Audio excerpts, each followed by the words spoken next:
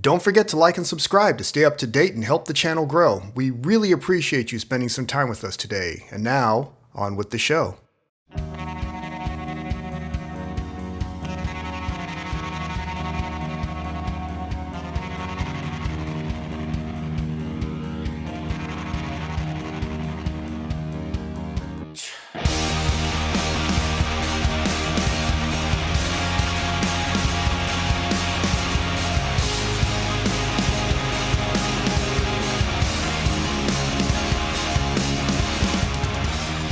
You are listening to the Narrated, Not the Popular Opinion with the one and only Gray.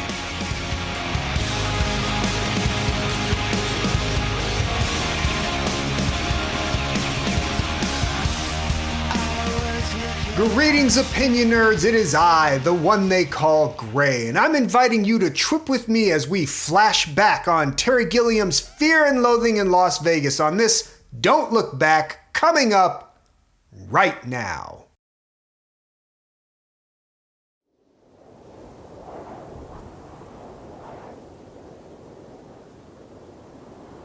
I am not a literate person, or at least not a proliferate connoisseur of the written word. With respect to my chosen form of expression after both my musical and illustrative endeavors went so disappointingly tits up, my intake of the written word lacks a certain weight.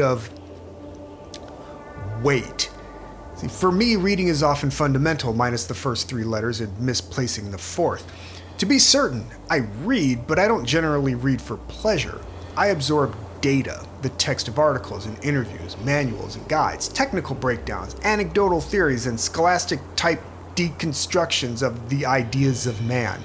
To be certain, I read, but unlike my wife, who inhales page after page after page concerning the world, politics, music, and personalities, I keep my exposure to the world at large focused on the output from people who pick up cameras and hit record. My language, for all potential pretension, is cinema, and while I may not speak it as fluently as an Aboriginal native, I speak it well enough to order a decent meal and find a bathroom when I'm out of town. However, I have read Fear and Loathing in Las Vegas, and I read it because of the movie.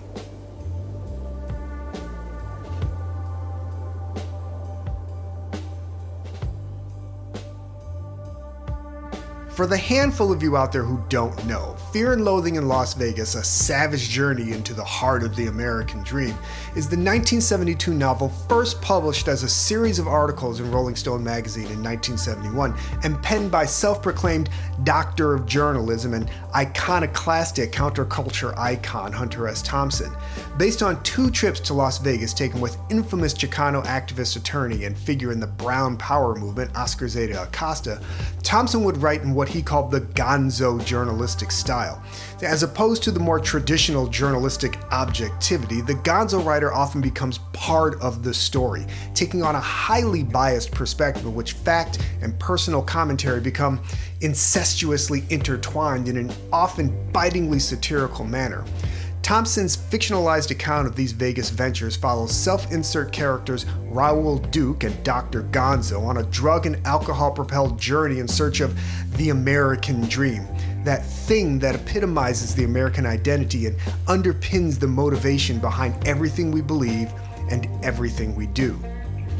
The plot of the book isn't really the point of reading the book, but it isn't entirely inconsequential insofar as it provides the blacktop on which Thompson hammers his great red shark of astute and grotesque prose at ungodly alcohol nitro-burning velocity, spinning mescaline lies and LCD-inspired truths with the same smirking sense of emotional discontent.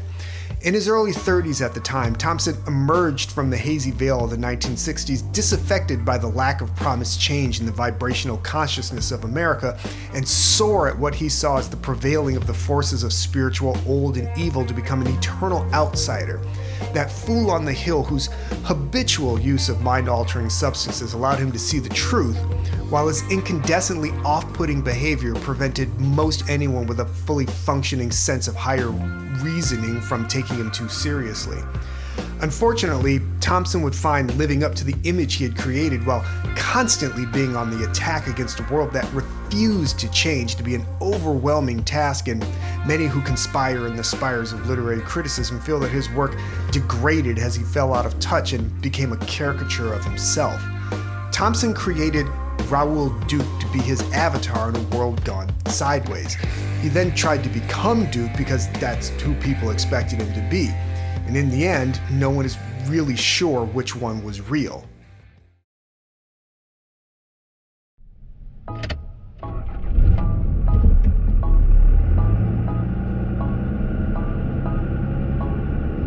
I was drawn to Fear and Loathing, the film, as a newly minted 22-year-old American idiot, not because I had heard of the book or knew anything about Thompson. Fear and Loathing looked like a weird-ass movie starring Johnny Depp, that guy who was in Edward Scissorhands, and was directed by Terry Gilliam of Monty Python fame, whose work I had known from his adaptation of The Adventures of Baron Munchausen, and a series of Python films I'm sure I had seen before I was too old enough to understand why I was too young to see them. Like most kids who don't know nothing, my initial take to the film was as a reaction to its raunchy, often absurd humor. Thompson's larger, disdainfully satirical view on Las Vegas as the distillation of the American dream, a brightly lit and frighteningly superficial collection of papier-mâché palaces where a sweaty, doe-eyed swath of humanity flocks hoping to strike it rich with no real effort, was entirely lost on me as a suburban Michigan kid whose closest brush with the real world outside the relative safety of rated R cable television was a couple of trips to Disney World. Not that the borderline pedophilic fantasies of Uncle Walt can't be an absolutely eye-opening look at late-stage American capitalism and the blatant cynical hypocrisy of a nation that recognizes humanity's spiritual need for altered spaces of consciousness to maintain its good mental health, but would rather force them to the infantilizing psychodrama of a world manufactured of styrene, wood, and latex, rolling by whistling hi-ho on computer-controlled, precision-machined aluminum ball bearings that let it drop a tab of acid and listen to the moody blues in the comfort of a neighborhood rec center or church basement. Mind you, I was only 9 or 10 at the time, so I think I can be forgiven any lapses in my perspective.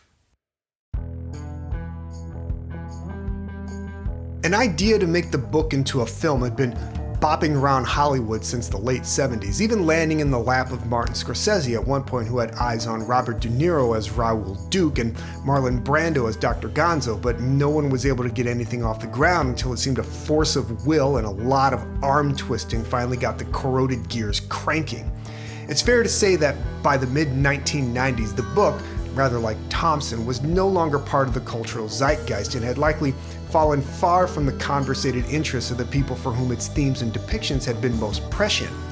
The acid generation, long since having broken ranks, had either bought into the lie that they had accomplished some vague, indiscernible good in their youth, but now had to live in the real world, whatever the fuck that was supposed to look like, or had spent so long bugged out on LSD and speed that they were now transmitting at a frequency so high on the FM dial they can only truly be understood by space dolphins gracefully twisting under the cosmic waves. The new drug culture was a combination of pot, heroin, and ecstasy, a cocktail designed as an escape hatch from the world instead of a way to commune with it. Acid was for old heads, the kind of peace and love, feel-good bullshit this generation of kids had grown up seeing mocked everywhere from feature films to their Saturday morning cartoons. The squares had won, and the hippies had finally been rendered as the caricatures they had long lacked the skill to draw them as. And like the hippies, the book had become an artifact, something for cultural archaeologists to dig up and decipher. A footnote among historical footnotes featuring the rambling perspective of a troubled man at a troubled time.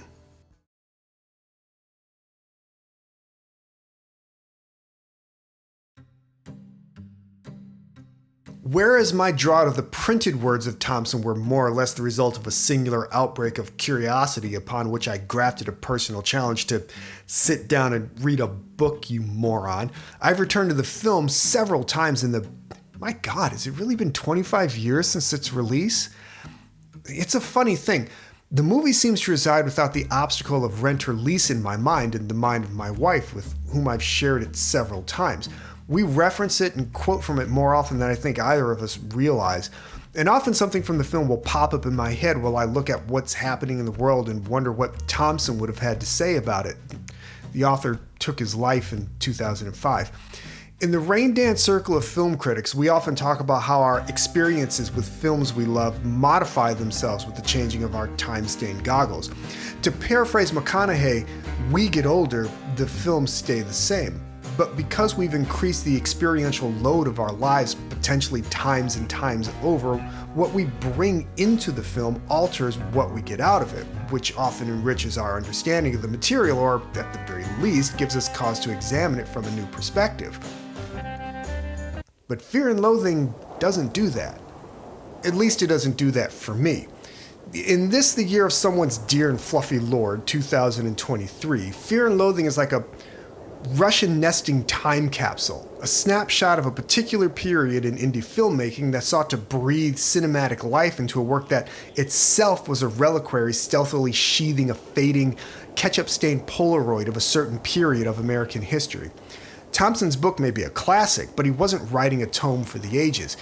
In his capacity as a journalist, even his highly fictionalized account of those trips is based primarily, if not in factual accounting, then at least in his truthful experience. This was the world of 1971 as Thompson experienced it through a lens that looked back at where we came from more than forwards towards where we were going. Even in a world where the more things change, the more they stay the same, the most you can say about the book's relatability to the now is that the human animal simply evolves too slowly to chart a marked departure from our past selves. Our survival trip never sees a change in destination, we just like the occasional modification to the scenery. The book was considered for years to be unadaptable, a piece of crazed, almost incomprehensible expression that could only exist as a series of thoughts poised at any moment to break apart and go flying off into the farthest reaches of space like the after effect of some great atomic collision. Meanwhile, Terry Gilliam had been for years defining his own unique filmmaking style, beginning with the classic postmodernist comedy Monty Python and the Holy Grail. Himself a satirist of some repute with a penchant for gross exaggeration and an unruly temperament, the pairing of the gonzo evangelist and the terrible child director seems natural looking back at it, and it may be one of those things that was the result of the will of the great magnet. The fortuitous timing of material, artist, and technology creating a thing that had to occur when it did because it could occur at no other time. Gilliam rightly resisted pressure to modernize the material for the world of 1998, so the approach to the film was to both recreate a credible 1971 and create an image of 1971 as seen through Thompson's words. Thompson was commenting on the world around him and bemoaning what he saw as the failures that created it, and his approach to capturing the energy of the time was a unique reaction to the then accepted journalistic approach, fueled mainly by anger, hallucinogens, and alcohol with their unique effects and interactions. Plus, it was Thompson and Acosta, two otherworldly personalities that will never come again. As Thompson wrote of Acosta, equally applicable to himself, he was one of God's own prototypes, a high-powered mutant of some kind never even considered for mass production. Too weird to live, and too rare to die.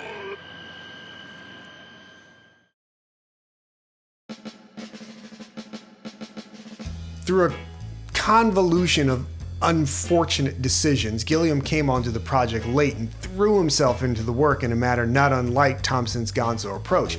This was filmmaking on the cusp of the digital transition and at the end of the 90s indie explosion. The very look of it aches of a time, with Gilliam at the height of his creative influence and Johnny Depp giving what might be the most immersive performance of his career. To an entire generation, he may be the drunken reprobate Captain Jack Sparrow, but to me, he and Thompson will forever be virtually interchangeable in my mind's eye. The screenplay by Gilliam and Tony Grisoni condenses the book considerably by eliminating passages and rearranging lines of dialogue, while Gilliam takes descriptions of people and places and other weird fucking things that last almost a paragraph on their own and turns them into images that last only moments, minutes at best. It's one of the more effective adaptations of its kind because it's able to translate so much of what matters directly to the screen. It's not everything, but it's more than enough. In truth, compared to the book, the film feels incomplete in all its hurried frenzy. Thompson spins a web of storytelling broader and thicker than a 70s porn star, drawing allusions and metaphors in the blazing hot desert sands and thick shag carpets of upscale Vegas hotels. Gilliam may have a way with a film frame, but his vision is still limited by what could be created in a credible way. Famed animator Ralph Bakshi lobbied hard for an opportunity to realize Thompson's book as an animated film done in illustrator Ralph Steadman's broken, scraggly style, convinced that the only way to capture Fear and Loathing's world in a credible way was as a cartoon. Anything else, and you'd end up with a live-action film that came across as cartoonish. He wasn't all wrong. As much as Gilliam and cinematographer Nicola Pecorini attempted to create a sense in the audience of the debilitated, drug-induced states of the characters by blasting their eyes with strange colors and kooky camera angles to trick their brains into thinking a bad trip is in progress, there's only so much you can do without hiding needles full of LSD in the seats and stabbing every theater patron in the ass before unspooling a reel of the movie right on top of their acid-drenched heads. More than that, the movie doesn't quite capture the full breadth of the book's summation of that time and crisis. America was on the brink of being totally lost to the lesser Nixons of its nature in the years before the full weight of the Pentagon Papers and the horrors of Vietnam had become known to every Tom, Dick, and douchebag from Duluth to Detroit. This was before Watergate and Woodward and Bernstein made it perfectly clear that within Nixon's snakeskin suit writhed an actual snake poised to sink its fangs into the very soul of a nation that, deep down and despite its own apparent intentions, wants to live up to that image of the shining city on the hill that keeps being mistaken for the ghastly pale luminance of a bug light attracting gluttonous flies from all parts of the world. This was an America where the shit hadn't yet hit the fan, but the stench was definitely in the air, and Thompson was doing everything he could to take the edge off the smell. The movie paints the narrative as a half-psychotic romp, focusing on the spectacle, but the book is a reaction in medias res that could never have been penned as a memoir with too much distance between the then and there. The light from a distant star is just the pale afterglow of a desperate eruption. If you really want to feel the heat, you have to get closer to the fire.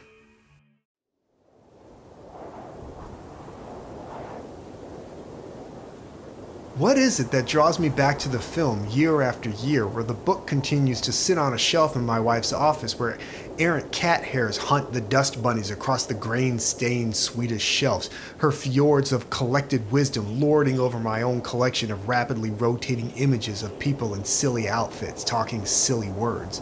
But that's who I am. Film is my literature. The truth is, I don't come back to Fear and Loathing in Las Vegas because I'm looking for anything, either something lost or something to find. I'm simply a whore for a filmmaker with style, and I'll spread them where I can get them.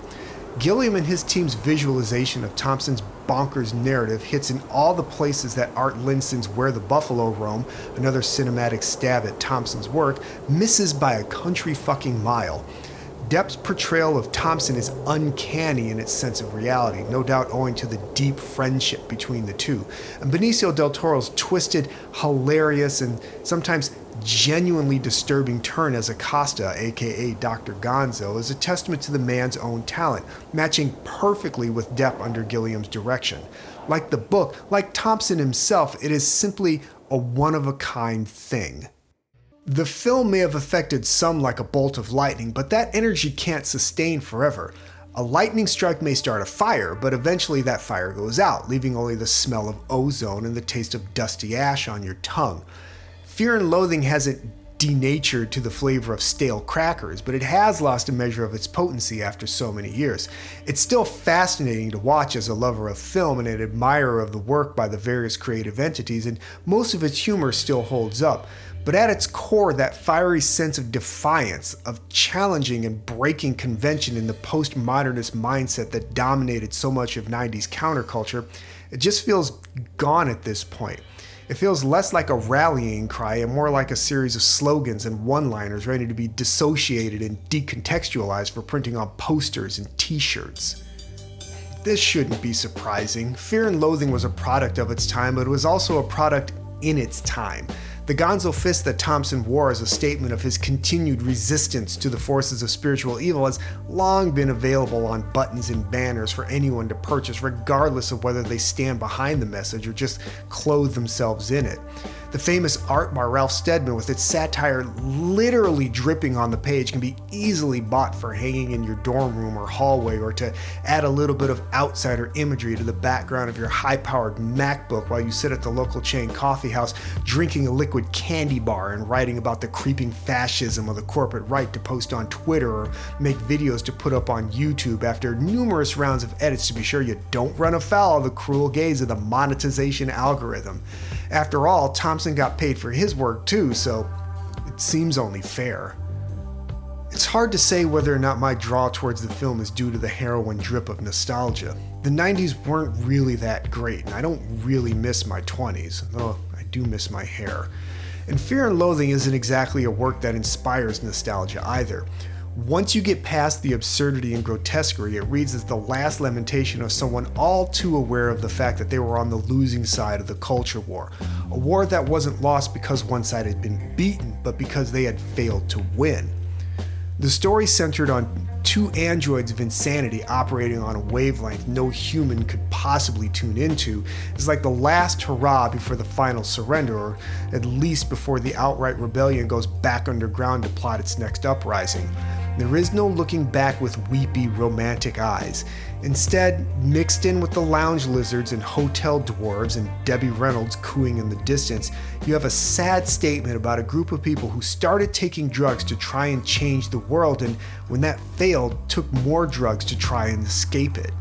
Duke doesn't so much leave Vegas as he flees it, in the book ending up in Colorado, where Thompson lived most of his adult life, and in the movie back to Los Angeles, where he could be just another freak in the freak kingdom.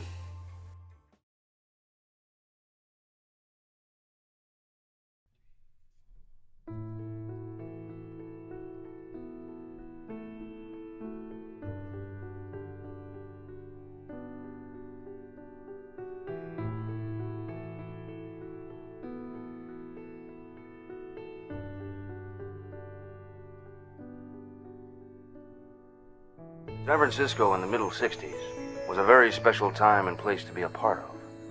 But no explanation, no mix of words or music or memories can touch that sense of knowing that you were there and alive, in that corner of time in the world, whatever it meant. There was madness in any direction, at any hour.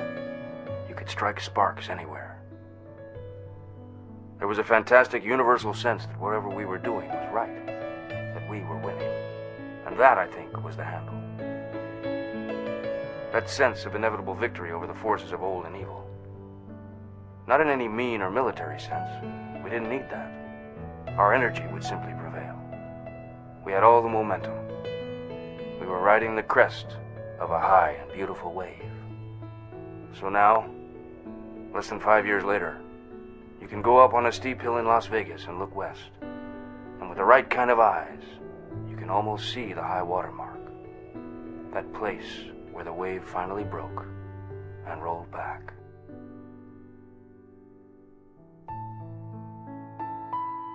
So where do I go from here?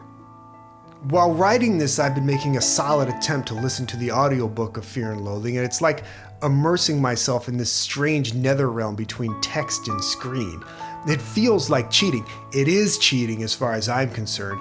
Reading is an exercise. It's calisthenics for your brain. Audiobooks are like watching an exercise video and marking the calories off on your health tracker. Listening as someone else reads is like watching a movie with your eyes closed while someone narrates a lengthy and overly detailed set of descriptive dialogues for the visually challenged. It's infantilizing, but also entertaining if the narrator is of the proper temperament. So while I'm enthralled by the words, I'm not doing any of the labor. I've performed a coup, assassinating the author only to replace him with the narrator. I don't think this is what Barthes had in mind. Even as my geek-like and pathetic attempt to siphon some of the texture off the good doctor's prose proves the sartorial execution of his style wasn't just insanity masquerading as inspiration, I know I'll still come back to the film over the book because, frankly, I'm a lazy piece of crap, and for that I should feel deeply ashamed. But I like to think that Thompson would understand. The film version of Fear and Loathing in Las Vegas has in its own way become a sort of drug to me, not one that inspires any kind of farcical physical depravity or paranoid psychotic freakouts, but one that crawls up inside my head wielding a sharp stick it uses to poke at my personality. For weeks after watching the film, I can feel Thompson's lilting strut tugging at my ankles and hear his voice channeled through Depp in my head when I agonize to form the kind of clever turn of phrase he seemed to casually dump out as if his mind was literally shitting hallucinogenic nuggets of altered consciousness, completing the circuit and returning it back to the world for the rest of us to inhale.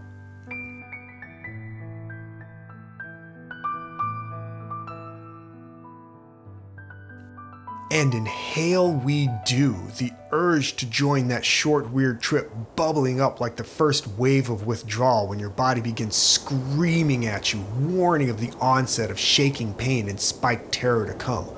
Only we embrace the pain and feast on the terror, pick its bones clean and wear them around our necks to attract our mates.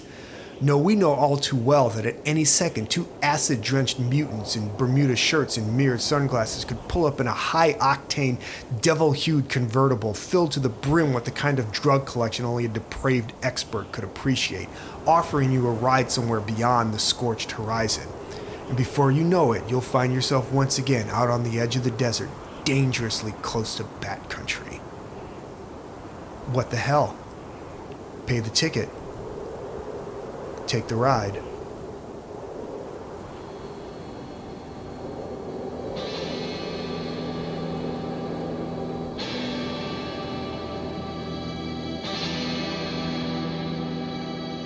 This has been the Narrated, Not the Popular Opinion. As always, I have been Gray, and if you like what you heard, you can leave a tip at our Ko-Fi page at ko-fi.com/notthepopularopinion.